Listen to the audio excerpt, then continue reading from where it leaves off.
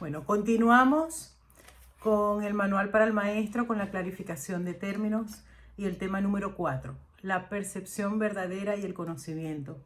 La percepción verdadera y el conocimiento no se encontrarán nunca porque están en niveles distintos. Bueno, vamos a leer lo que dice aquí. El mundo que ves no es más que la ilusión de un mundo. Dios no lo creó, ya que lo que Él crea tiene que ser tan eterno como Él. Al principio nos cuesta mucho porque esto nos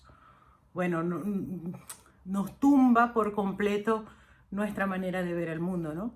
Hemos creído y hemos asegurado de que el mundo lo creó Dios, que no tenemos ninguna responsabilidad de ello, que somos un poco víctimas de lo que sucede porque si lo creó Dios, bueno, que sea lo que Dios quiera. De hecho, yo siempre digo que muchas veces estamos tan allí pensando que las cosas que ocurren aquí las envía Dios, que decimos, bueno, que sea lo que Dios quiera, pero ya lo decimos así como con miedo, con resignación. Y aquí nos dice muy claro, Dios no lo creó, ya que lo que Él crea tiene que ser tan eterno como Él. Y nos dice aquí que el mundo tal como lo vemos es una ilusión, por lo tanto, acuérdense que nos decía el tema número 2, el ego y el milagro, que decía las ilusiones no perdurarán. El mundo que ves no es más que la ilusión de un mundo. Dios no lo creó, ya que lo que Él crea tiene que ser tan eterno como Él. En el mundo que ves, pues, no hay nada que haya de perdurar para siempre. Algunas cosas durarán en el tiempo algo más que otras, pero llegará el momento en el que a todo lo visible le llegue su fin. Habrán unas ilusiones que durarán más tiempo que otras, indiscutiblemente. Hay ropa que dura poquito, el sol dura mucho, el mar, el océano nos imaginamos que durarán más, la luna, las estrellas, las montañas, la tierra. Pero dice aquí, algunas cosas durarán en el tiempo algo más que otras, pero llegará el momento en el que a todo lo visible le llegue su fin. Los ojos del cuerpo no son, por lo tanto, el medio a través del cual se puede ver el mundo real, pues las ilusiones que contemplan solo pueden conducir a más ilusiones de la realidad. Y eso es lo que hacen.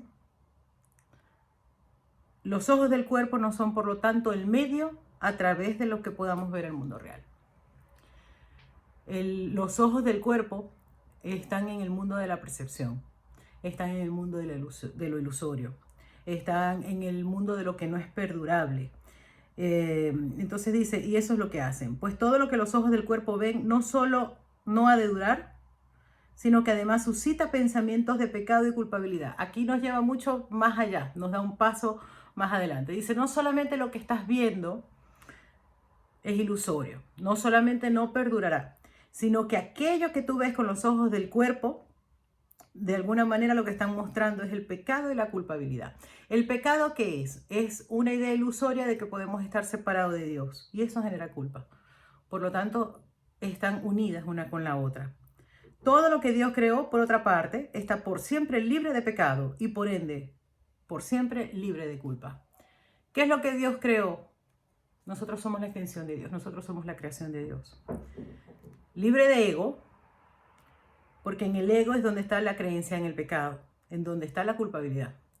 Y esa culpabilidad que se siente tan desagradable se empieza a proyectar afuera. Y nosotros lo que vemos es la culpabilidad y el pecado proyectado fuera.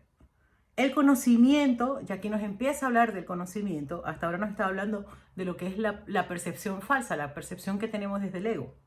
El conocimiento no es el remedio para la percepción falsa, puesto que al proceder de distintos niveles jamás pueden encontrarse. Fíjense cómo esto es verdaderamente consistente con lo que hemos venido hablando en las otras clarificaciones de términos.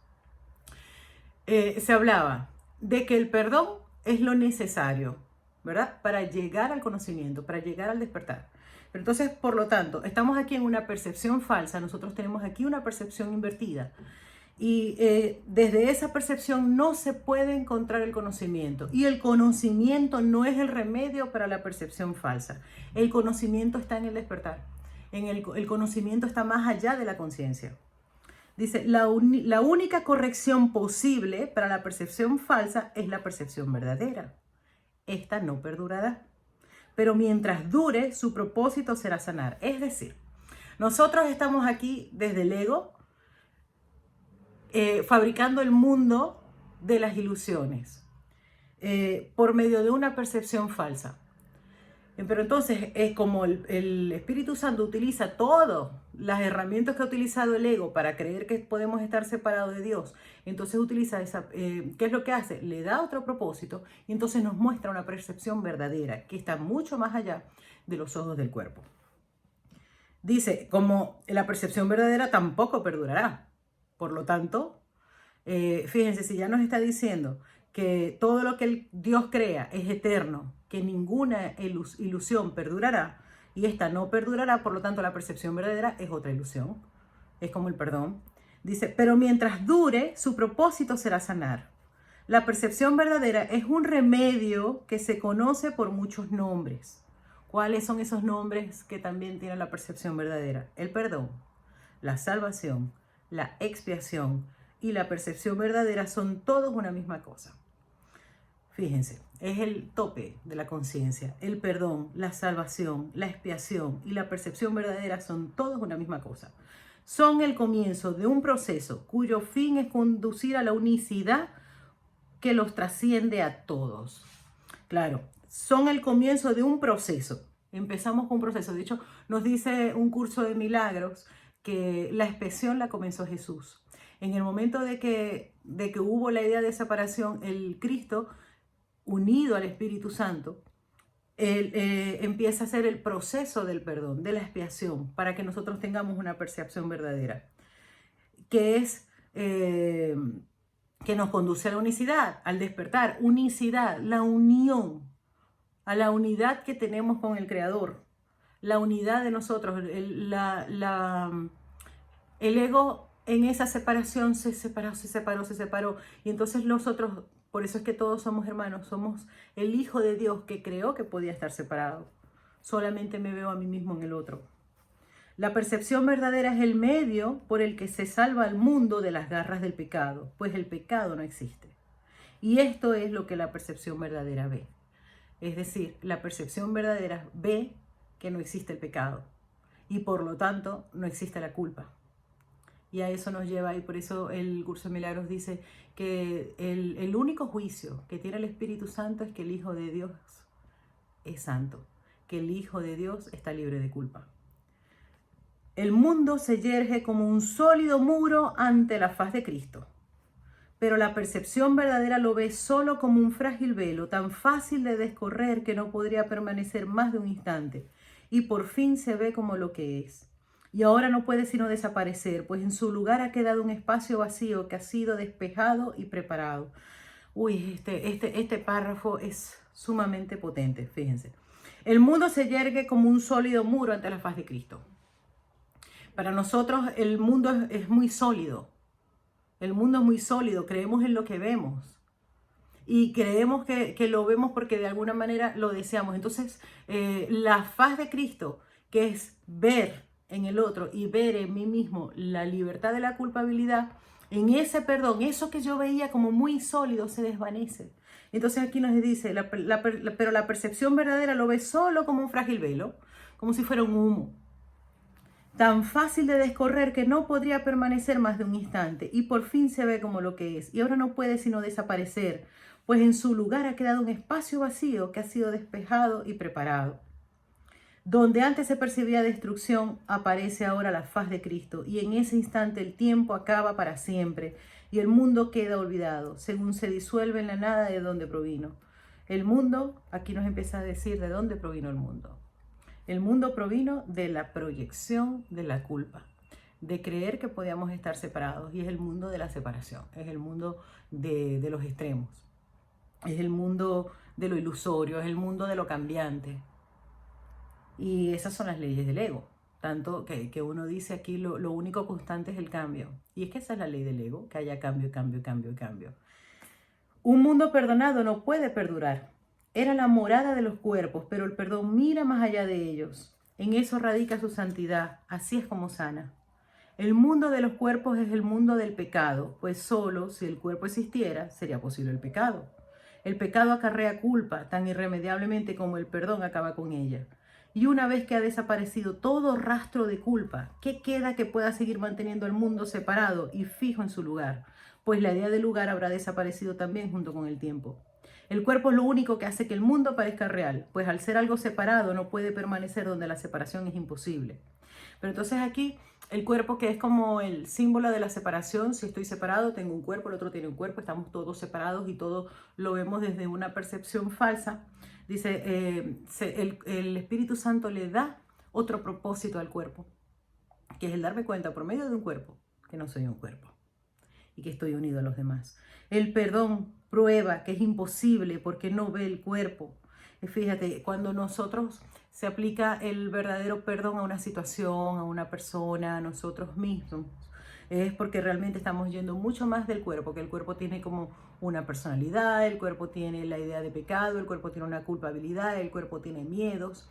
Y entonces el perdón prueba que es imposible porque no ve el cuerpo.